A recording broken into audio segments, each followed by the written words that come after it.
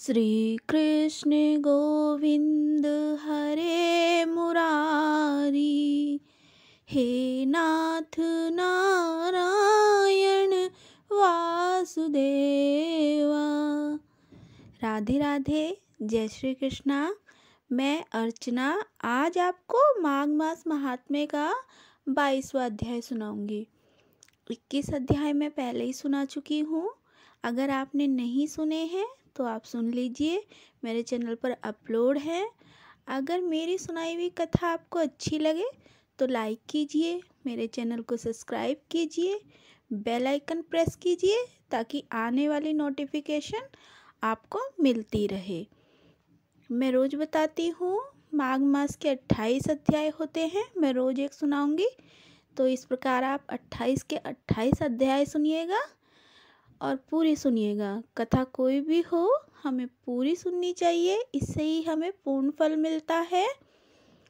हिंदू धर्म में माघ मास को बहुत ही पवित्र महीना माना जाता है। इसमें स्नान, दान और कथा का बहुत ही महत्व है।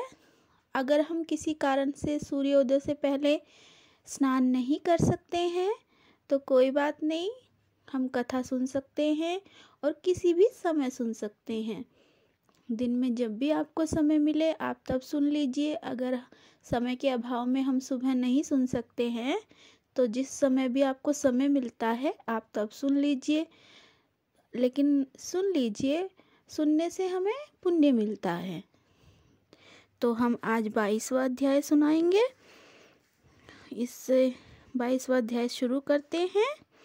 सारे संसार के कर्ता भगवान विष्णु देवी सरस्वती जी के चरणों में प्रणाम करते हुए हम 22वां अध्याय शुरू करते हैं।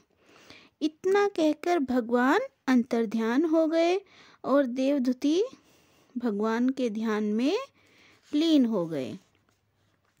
तब देवनिधि कहने लगे कि हे महर्षि, जैसे गंगा जी में स्नान करने से मनुष्य पवित्र हो जाता है, वैसे ही भगवान की इस कथा को सुनकर मैं पवित्र हो गया। कृपा करके उस स्रोत को कहिए जिससे उस ब्राह्मण ने भगवान को प्रसन्न किया। लोमस जी कहते हैं, उस स्रोत को पहले गरुड़ जी ने पढ़ा, उनसे मैंने सुना। हे विप्र, यह स्रोत अध्यात्म विद्या का सार, पापों के नाश करने वाला है।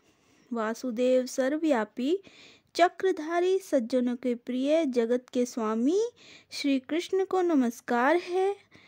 जब स्तुति करने वाला जिसकी स्तुति की जाए तथा सभी जगत विष्णुमय है, तो किसकी स्तुति की जाए? जिस भगवान के श्वास वेद हैं, फिर कौन सी स्तुति है जो उनकी प्रसन्नता के लिए की जा सकती है? जिसको वेद नहीं जान सकते, न वाणी मन जान सकता है, उसकी स्तुति में अज्ञानी क्या कर सकता है? सारा चर अचर संसार जिसकी माया से चक्र की तरह घूम रहा है, इसी से हे प्रभु आप चक्रपाणी कहलाते हो। ब्रह्मा विष्णु आप ही हो, सारे संसार को उत्पन्न करने वाले। ब्रह्मा को भी आप उत्पन्न करने वाले हो। जब जीव शरीर को धारण करता है तब उनको ज्ञान उत्पन्न होता है। तुम सब सुखों के दाता हो, इसमें कोई संदेह नहीं है। आपसे संपूर्ण सुखों के देने वाली बुद्धि उत्पन्न होती है। आप ही 5 कर्मोनेन्द्रियों, 5 महाभूत तथा मन के विविध भाव हो। ब्रह्मा विष्णु रुद्र की कल्पना से आप संसार की कल्पना इसी प्रकार करते हो जैसे पिता पुत्री की।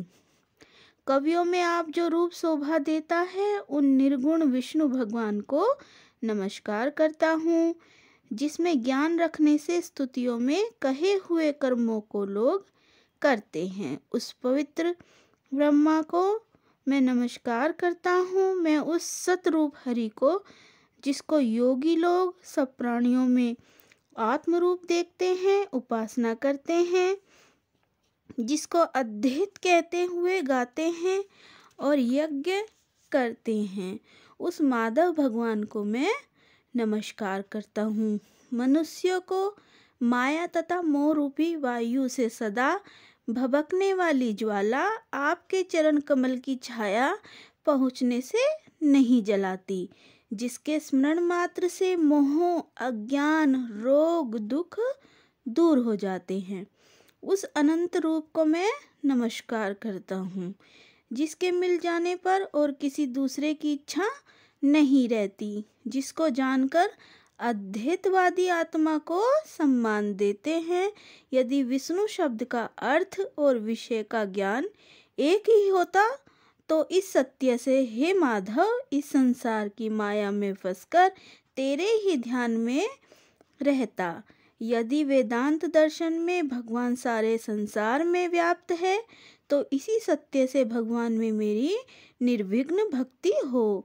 जो बीज नहीं है तो भी बिना बीज के स्वयं विद्यमान है, सो वह विष्णु भगवान रूप रंग से हमारे बीज के टुकड़े टुकड़े को जो सृष्टि, स्थिति तथा लय के लिए ब्रह्मा, विष्णु और महेश 3 रूप धारण करते हैं और कार्य में सत, रज और तम, इन तीनों गुणों में विद्यमान है, वह भगवान मुझ पर दया करे जो देवताओं की प्रार्थना पर अवतार धारण करते हैं।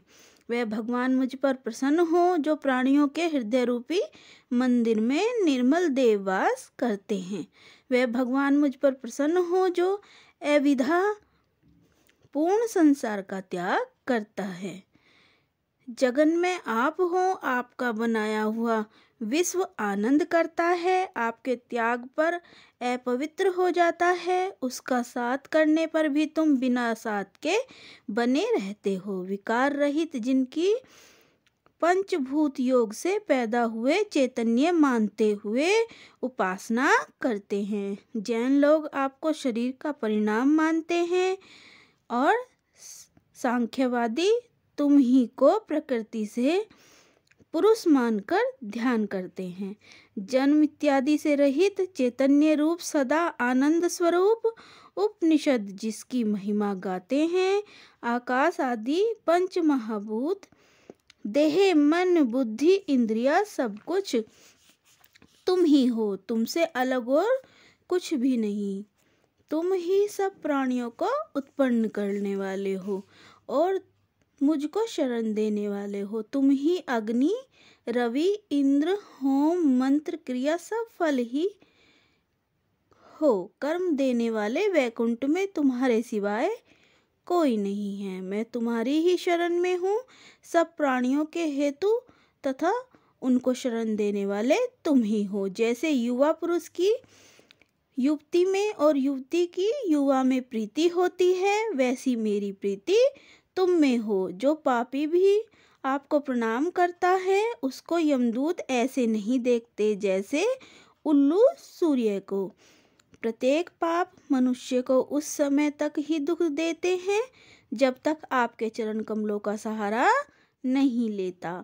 जिसको गुण, जाति तथा धर्म स्पर्श नहीं कर सकता तथा गतियाँ भी स्पर्श नहीं करती, जो इंद्रियों के वशीभूत नहीं हैं, उनका बड़े बड़े मुनि लोग साक्षात नहीं कर सकते। उन भगवान को मैं नमस्कार करता हूँ जितने ज्ञान रूपी सुंदर गुण हैं, जिन्होंने सुख स्वरूप मोक्ष रूपी लक्ष्मी का आलिंगन किया, जिन्होंने आत्मस्वरूप सुख भोगा है और जिन्होंने ध्यान रूप सुख भोगा है और जिन्होंने ध्यान रूप से मृत्यु को वश में कर लिया है। ऐसे मुनियों से सेवित भगवान को नमस्कार है जो जन्मादि से अलग है, जिनको काम, क्रोध आदि दोष दुख नहीं देते। उन वासुदेव भगवान को मैं नमस्कार करता हूँ, जिनके ज्ञान की गति से अविद्या रूपी मल शुद्ध हो जाता है, जिनके ज्ञान रूपी शास्त्र से संसार रूपी शत्रु का नाश हो जाता है। उन दुखों के नाश करने वाले को मैं नमस्कार करता हूँ। जिस प्रकार भगवान सब स्थावर जंगमय संसार को उत्पन्न करते हैं, इसी सत्य से भगवान मुझको दर्शन दे। इस प्रकार उसकी सच्ची भक्ति देखकर भगवान ने प्रसन्न होकर उस ब्राह्मण को दर्शन दिए और उस ब्राह्मण की स्तुति से प्रसन्न होकर तथा उसको वरदान देकर भगवान अंतर ध्यान हो गए और वह ब्राह्मण कृतज्ञ होकर भगवान में लीन हो गया और शिष्यों के साथ स्रोत पढ़ता हुआ तपोवन में रहने लगा। जो कोई स्रोत को पढ़ता अथवा सुनता है उसकी बुद्धि पाप में नहीं लगती और न ही बुरा फल देखता है। इसके कीर्तन से मनुष्यों की बुद्धि तथा मन इंद्रियां स्वस्थ होती हैं। जो भक्ति पूर्वक अर्थ को विचार कर इसका जाप करता है वह वैष्णव पद को प्राप्त होता है। इसके सदैव पढ़ने से मनवांछित कार्य सिद्ध हो जाते हैं। मनुष्य सुपुत्र पाता है तथा धन पराक्रम और चिरायु प्राप्त करता है। इसके पाठ से बुद्धि, धन, यश, कीर्ति, ज्ञान तथा धर्म बढ़ते हैं। दुष्ट ग्रहों की शांति होती है। यह व्याधियों और अनिष्टों को दूर करता है, दुर्गति से तारता है। इसके पढ़ने से सिंह, व्याघ्र, चोर, भूत, देव, पिशाच और राक्षस का भय नहीं रहता। जो भगवान का पूजन करके इस स्रोत को पढ़ता है वह पापों से ऐसे ही अलग रहता है जैसे पंख से कमल, जो गति गंगा आदि के स्नान से मिलती है। जो इस स्रोत को 1 काल, 2 काल या 3 काल पढ़ता है वह अक्षय फल प्राप्त करता है। जो मनुष्य प्रातः काल इस स्रोत का पाठ करता है वह इस लोक और परलोक में अक्षय सुख पाता है। वेद धुति का बनाया हुआ यह स्रोत भगवान को अत्यंत प्रिय है और भगवान के दर्शन करने वाला है। योग सागर नाम का यह स्रोत परम पवित्र है। जो कोई भक्ति पूर्वक इसको पढ़ता है वह विष्णु लोक को जाता है। अब पिशाच के मोक्ष की कथा कहते हैं। इस प्रकार 22वां अध्याय समाप्त होता है। कल मैं आपको 23वां अध्याय सुनाऊंगी। रोज एक अध्याय सुनाती हूँ तो आपको रोज एक अध्याय सुनना है। सुनने मात्र से सारे कष्ट दूर हो जाते हैं, घर में सुख शांति आती है, मन को सुख शांति मिलती है बहुत ज़्यादा। तो हमें ये ज़रूर सुननी चाहिए कथा। अगर हम कुछ भी नहीं कर सकते हैं माघ मास में तो कथा तो सुन ही सकते हैं। और अगर हम सुबह नहीं सुन सकते हैं समय के अभाव में तो किसी भी समय सुन सकते हैं।